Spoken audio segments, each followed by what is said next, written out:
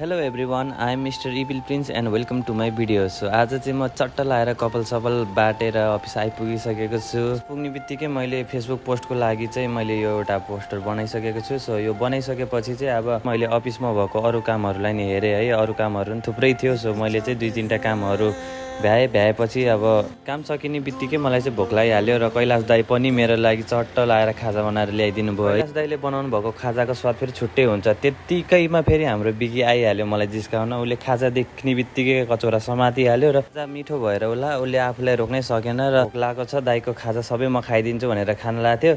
तातो भएर बिचराको मुखै पोलेर छिटो पानी खोज्दै थियो। दाई र म फेरि पानी दिनुको सट्टा हामी दुईजना हाँसेर बसिरहेको थियौँ। दाईले चाहिँ मेरो लागि भनेर अन्डा र च्याउच्याउ बनाएर ल्याइदिनु भएको थियो र मलाई पनि लास्टै भोक लागिरहेको थियो। सो मैले पनि च्याट्ट लाएर खाजा खाएँ। खाजा खाएर सकेको थिएँ कि बाहिर हेरेको त अँध्यारो भइसक्यो रहेछ। चाहिँ आजको काम लगभग सबै भइसकेको थियो है। आज काम पनि धेरै थियो। सो लास्टै थकाइ लागिरहेको पनि थियो।